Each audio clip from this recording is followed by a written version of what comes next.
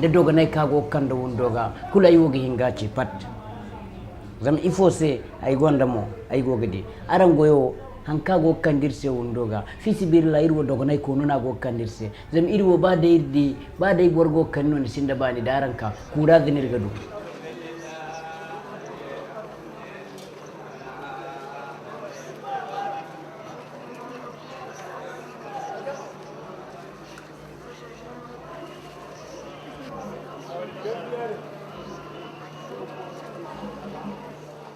J'habitais à l'époque à Abidjan, c'était en 80, et il y avait une enseignante à Abidjan qui connaissait donc bien les problèmes d'enfants et qui s'était aperçue que dans cette énorme mégapole, il n'y avait aucune structure associative qui s'occupait des enfants de la rue. Et comme à l'époque j'étais un monsieur fort pris étant dans les affaires, je ne me voyais pas courant derrière les gamins de la rue dans les bidonvilles d'Abidjan, parce que je n'avais pas le temps, mais je me suis dit, je vais m'occuper de ceux que je pourrais avoir facilement sous la main, c'est-à-dire ceux qui sont en prison, à la prison d'Abidjan. C'est comme ça que je suis rentré dans la prison d'Abidjan, et j'allais dire, j'en suis jamais sorti. Il y avait 500 gamins à l'époque. J'ai eu une mission qui m'a emmené au Togo en 94, au Bénin, pardon. Et j'y ai retrouvé un ami que je n'ai pas vu depuis 20 ans, qui entre-temps était devenu l'archevêque de Cotonou, après avoir été pendant 2 ans le chef de l'État, qui était Monseigneur de Souza. À un moment, je lui racontais ce que je faisais depuis 15 ans dans la prison d'Abidjan, qui ne savait pas, puisqu'on ne s'était pas vu depuis 20 ans. Il m'a écouté et puis il m'a dit, mais Jacques, il n'y a pas qu'une prison en Afrique. Voilà, alors 6 mois après, j'ai créé Prisonniers sans frontières. Prisonniers sans frontières couvre aujourd'hui 9 pays d'Afrique et compte 62 équipes terrain, soit environ 500 bénévoles locaux et une vingtaine d'équipes soutien. Prisonniers sans frontières se donnait pour mission d'humaniser les conditions de détention. Elle entend créer et développer une solidarité active nord-sud au bénéfice des détenus et assurer le respect de l'homme en prison. Wallahi man bori to an kan sai man bori kan sai man du zuzuma ai man bayan kan mai goma ai sinde hina sai mo dai no lokaci din ai man te kala handuwai cin diddu.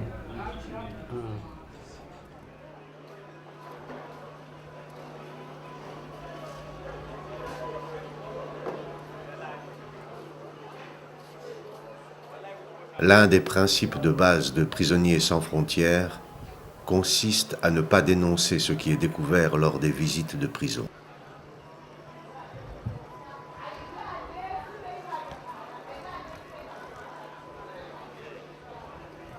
Cela permet de bénéficier d'une confiance totale des administrations pénitentiaires et ainsi de laisser les bénévoles de l'association aller à la rencontre des détenus et de leur réalité quotidienne.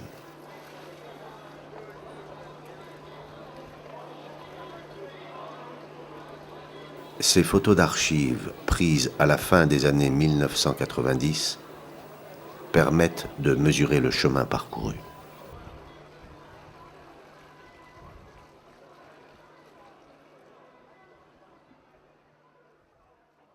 Nous vous invitons maintenant à suivre nos équipes terrain et à découvrir les conditions de vie en prison.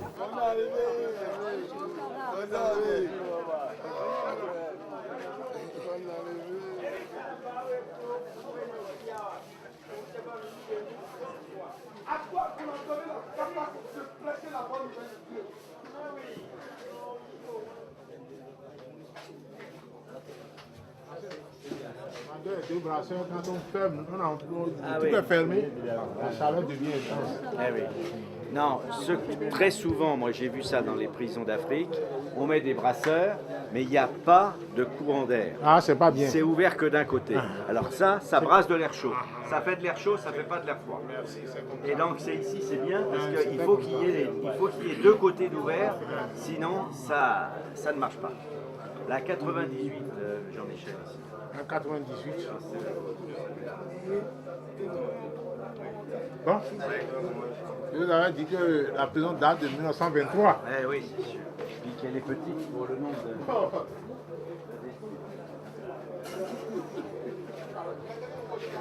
Un truc à toi. Quand le major se contente de se réduire là.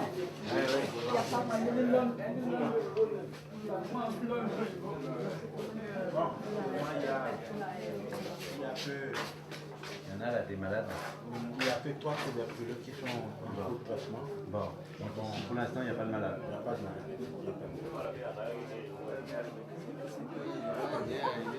Je ne vois pas clair, j'arrive de dehors, alors ça va bien, on est là.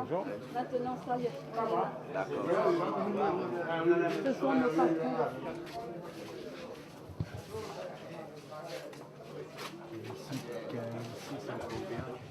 Ils sont 100, ils sont 100 dedans. Ils sont 100.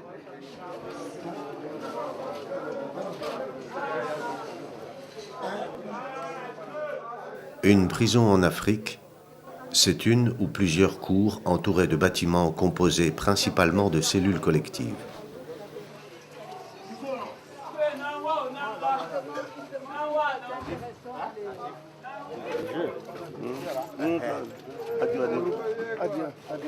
Effectif, 97. 197 là-dedans. Monsieur le Président, c'est le bâtiment 5 ici. 5. 197 là-dedans.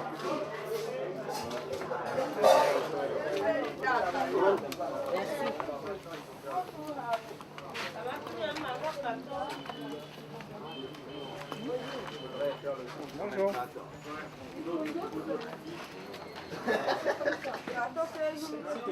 L'alimentation des détenus se compose d'une ration de bouillie de céréales, parfois agrémentée d'un bouillon de légumes appelé sauce.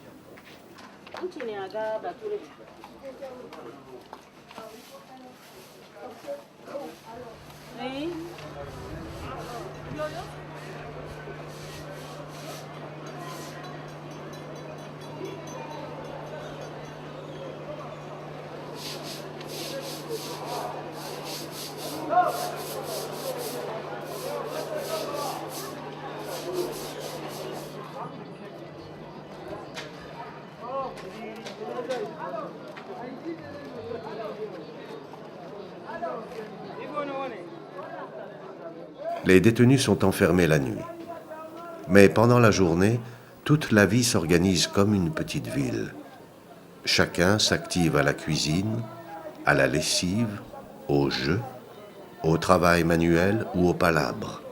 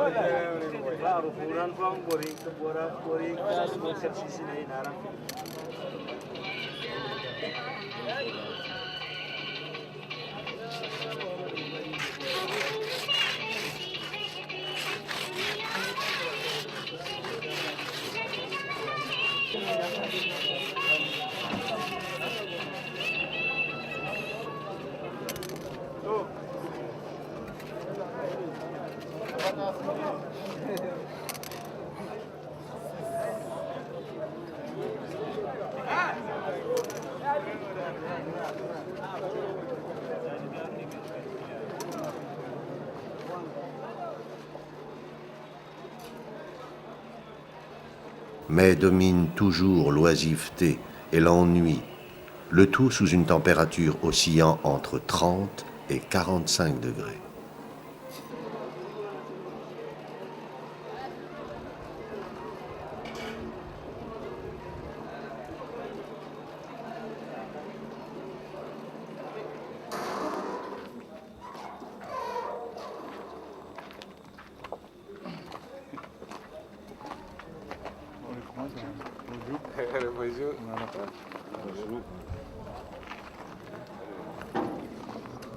Bonjour tout le monde. Bonjour. Donc ici on est dans le quartier des condamnés.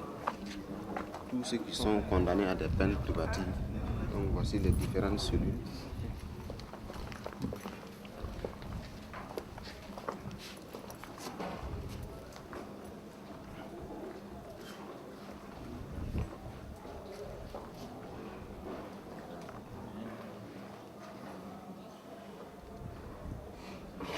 Nous sommes des prisonniers sans frontières. Je suis Adama Traoré. Je suis le responsable national des prisonniers sans frontières. Nous avons obtenu un petit financement au niveau du fonds d'appui et à l'état de droit pour faire une savonnerie ici, pour faire l'alphabétisation, pour continuer à faire la maraîchculture. Donc je vais demander à nos amis détenus de parler, de nous donner des nouvelles sur l'alimentation, sur la santé et l'hygiène de la prison.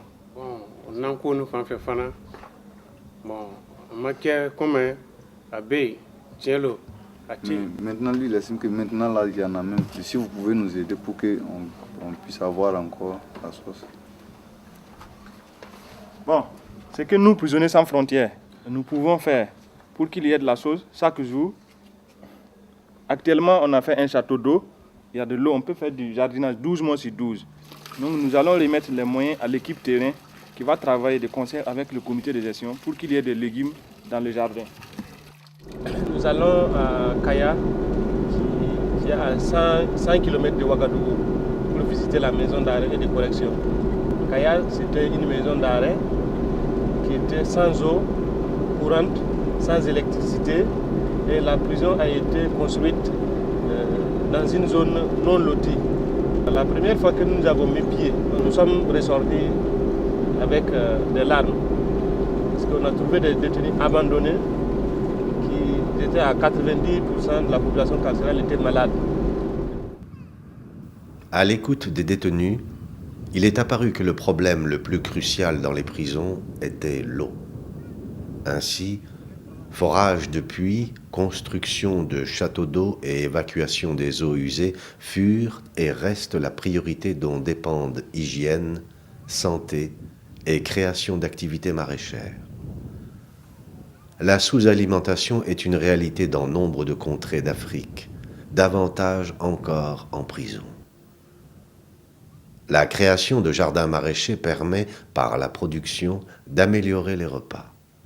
Découvrons dès à présent le fruit des actions de Prisonniers sans frontières et de ses partenaires.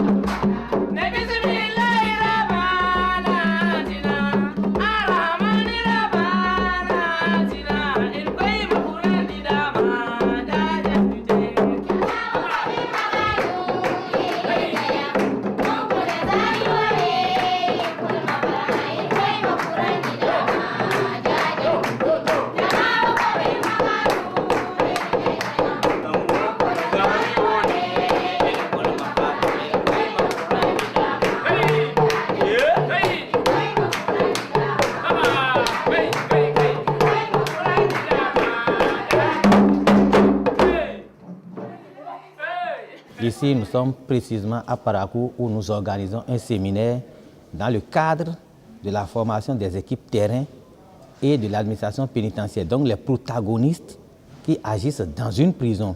Et c'est ce séminaire qui va démarrer ce jour et qui durera 2 jours et demi.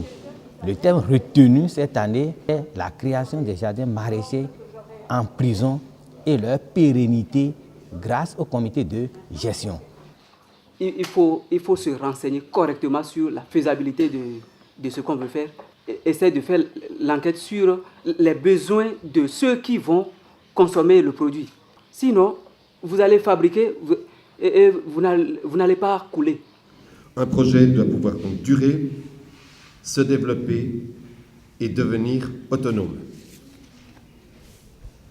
Si on résume, donc un micro-projet, c'est quelque chose qui est faisable, qui a un coût réaliste. On a parlé des factures pro forma quand on prépare un budget. Le séminaire annuel est un moment privilégié de l'action de Prisonniers sans frontières. Le responsable pays, le coordinateur, les équipes terrain, le personnel des prisons, de l'administration pénitentiaire, les magistrats et les avocats débattent des améliorations à apporter aux conditions de vie des détenus et de leur avenir. Cette caisse-là leur permet, quand cela est possible, d'aider un prisonnier qui sort, qui a été relâché. Ça leur permet de lui donner quelque chose pour commencer à un petit commerce ou bien au moins à s'installer dans la ville. Vous voyez, et cela est très important. Voilà pourquoi nous tendons vers les comités de gestion. Je suis venue assister pour bien comprendre les choses qu'on n'a pas compris. C'est très intéressant pour moi. Je suis très intéressée par les séminaires qui ont eu lieu au Niger. Je leur suis très reconnaissante aussi de pousser les équipes à faire des projets qui soient valorisants pour le détenu.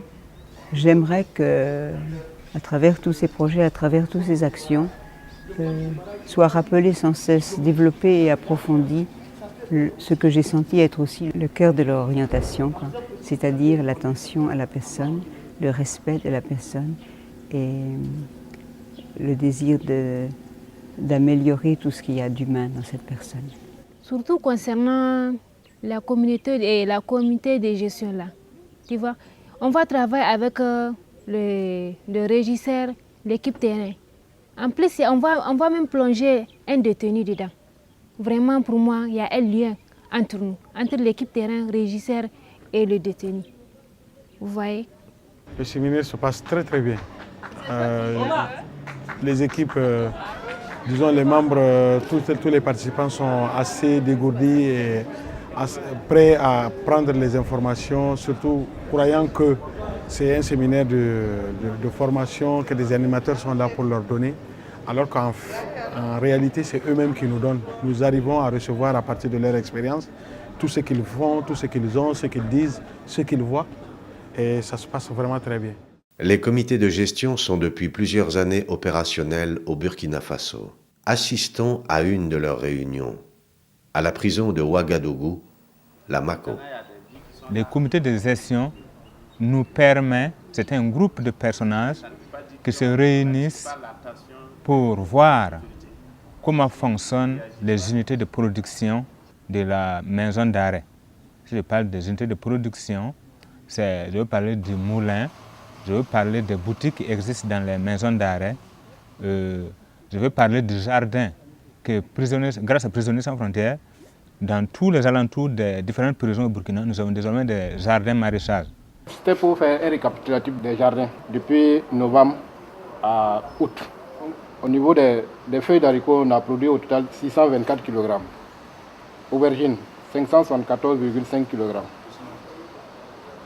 Tomates, 27 kg. Gombo, 20,5 kg. Tous ces produits-ci cités ont été répartis dans les différents quartiers de détention, à savoir les grands bâtiments, les quartiers des femmes et des mineurs et les quartiers d'amendement pour la consommation des détenus.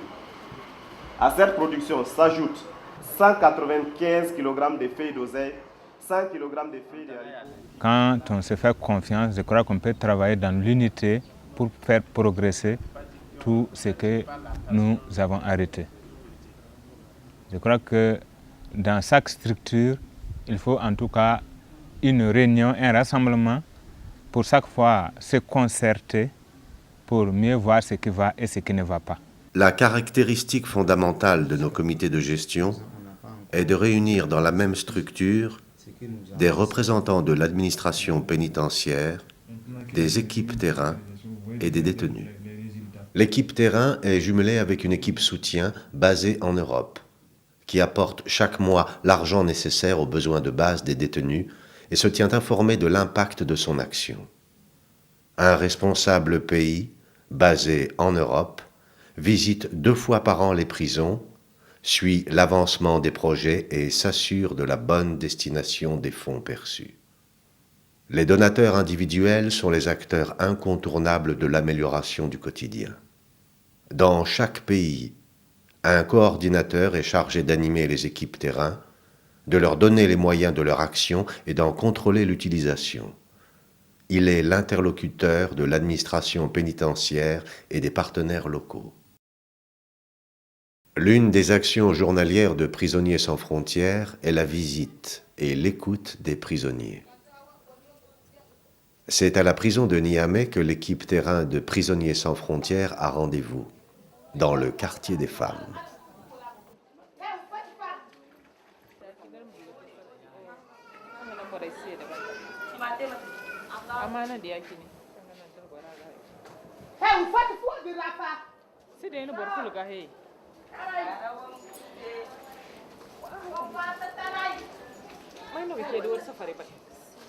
La spécificité de Prisonniers sans frontières réside moins dans son objet que dans sa méthode.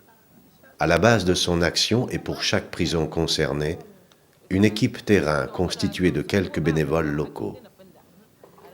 Au-delà de la présence régulière dans la prison et de l'écoute des détenus, il leur apporte des aides concrètes, médicaments, produits d'hygiène et aides au retour pour les détenus libérés. Je viens de finir une animation avec les femmes de la prison civile de Niamey sur le thème que nous avons eu à faire à Kolo. Et après l'entretien, les discussions, nous avons parlé des micro-projets qu'elles aimeraient faire. Et ces micro-projets, nous allons les étudier à notre niveau, faire les études de faisabilité et dans l'avenir, nous allons voir comment entreprendre ces activités. Il s'agit maintenant de les multiplier, d'en élargir les spécialités pour lutter contre l'oisiveté et participer, par la formation, à l'insertion future des détenus. Ces micro-projets sont soutenus par des partenaires, ONG et institutions nationales et internationales qui délèguent à Prisonniers sans frontières la réalisation et le suivi. Mais qu'en pense-t-il ?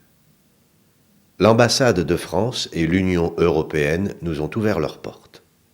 En général, le Fonds de solidarité pour le développement finance des micro-opérations très proches du terrain, mais très ponctuelles, et qui n'agissent pas sur les systèmes, si vous voulez. Ça, c'est la règle générale, ce sont les grands projets qui agissent sur les systèmes.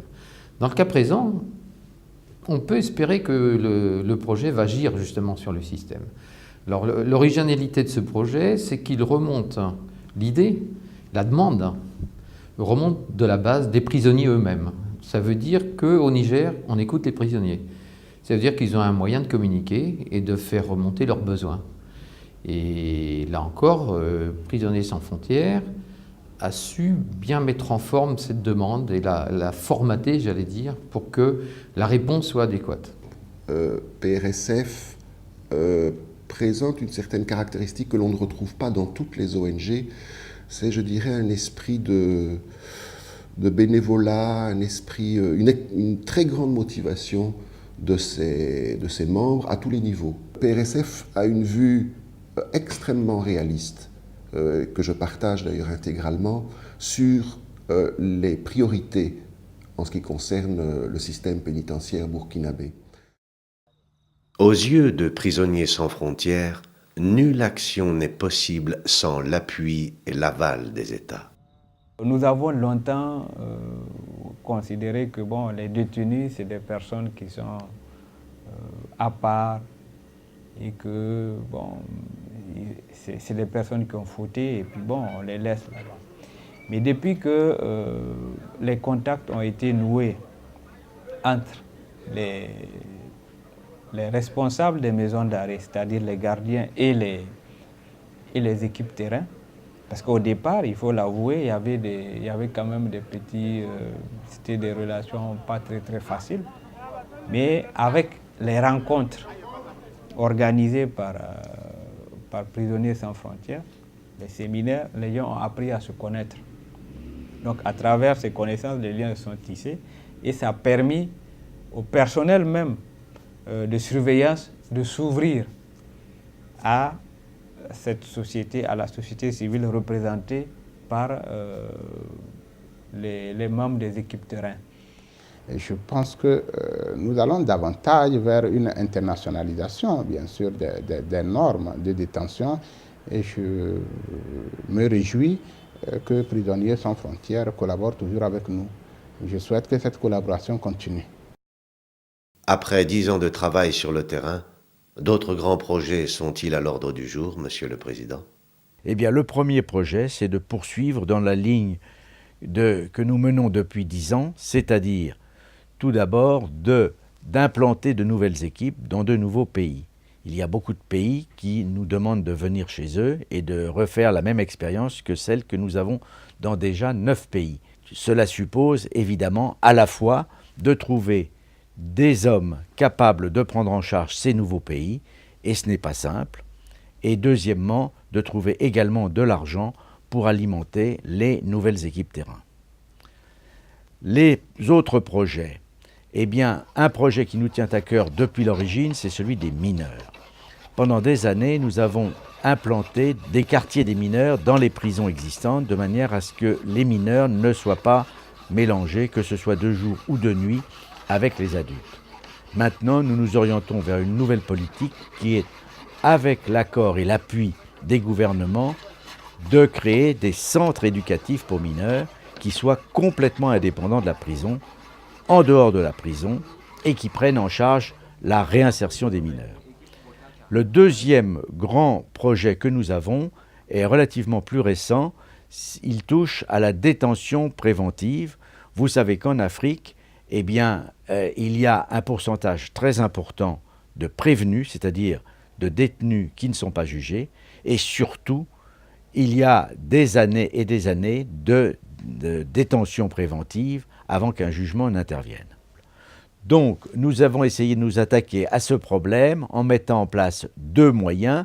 Des moyens matériels, c'est l'informatisation des greffes pénitentiaires et des tribunaux qui permettent d'avoir une vue globale et en temps réel de la population carcérale, et des moyens humains qui est de rassembler dans des séminaires communs les différents acteurs de ce problème, c'est-à-dire à la fois les magistrats et les responsables de l'administration pénitentiaire. En Côte d'Ivoire, nous avons pu mettre en place un programme d'application de tous ces principes grâce à un financement de l'Union européenne. J'ai compris que notre œuvre, nos activités, n'est pas passée dans le vide. Quelqu'un, un libéré, m'a témoigné que lui, il a été récidive. À plusieurs fois, il est revenu en prison.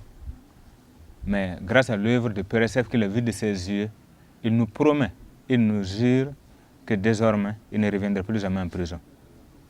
Et aujourd'hui, il est devenu un chauffeur de transporteur, un véhicule qui fait de village en village.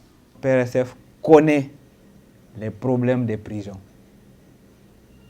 Et ça, c'est important. Donc, à travers ça, PRSF, je pense, peut être quelque part porte-parole des détenus africains et des prisons africaines. Il y a plusieurs actions qui m'ont marqué, mais je retiendrai principalement celle relative à la mise à la disposition des détenus de l'eau. Pratiquement chaque établissement pénitentiaire dispose d'un château d'eau construit grâce à Prisonniers sans frontières. Mon souhait est que PRSF France continue de faire confiance aux Africains et Prisonniers sans frontières essaient aussi de se retrouver au niveau panafricain, de discuter, de faire un partage d'expérience. Le souci de tout un chacun parmi nous, c'est de voir grandir PRSF, non pas seulement en moyens humains, mais surtout aussi en moyens financiers. Que PRSF ait la chance et la crédibilité nécessaire pour qu'au niveau des bailleurs, au niveau de tous ceux qui nous écoutent, au niveau des équipes de soutien, on puisse être beaucoup plus soutenus pour continuer la vocation qui est celle vraiment de continuer à servir les prisonniers, être présent pendant qu'ils sont encore en prison, pouvoir les soutenir lorsqu'ils sortent et savoir réellement ce qu'ils deviennent à tout moment afin de ne plus retomber encore dans la situation d'antan. Je suis quand même dans l'admiration devant tout ce qui est fait par nos équipes. Et ça, je trouve que c'est quand même quelque chose de remarquable. Nous avons, à l'heure actuelle, plus de 500 bénévoles qui travaillent dans les prisons africaines. Et ça, c'est vraiment quelque chose qui fait d'abord mon admiration et également celle de toutes les personnes à qui j'en parle. Prisonniers sans frontières, avec l'aide de ses financiers, arrive à mettre en œuvre dans les prisons de nombreuses réalisations importantes. Mais le cœur de son action réside dans le travail quotidien des membres de ses équipes terrain. Et pour faire face aux situations d'urgence, ces équipes ont besoin de disposer d'un petit budget régulier dont le financement ne peut être assuré que par une équipe soutien, c'est-à-dire un groupe de partenaires européens qui acceptent de parrainer une prison africaine. La création de nouvelles équipes soutien constitue la condition indispensable à la pérennité de Prisonniers sans frontières en Afrique. Wallahi so ngona irwo aran igoyo kan igo kandadin irkoy am kambadan ise ima kayngay bonga ilabo nango kan ifunmo ima bay kan mantigo kakkanino zam igoyo boreyan gona kan igoyo janta gana ni gar kay yan isin da bani iga baga bu ne kan boray goyo a feri ga kasongo idubani ikay ngay cega wato binde ba iga bay mi go mi pikeno kadini diga gaye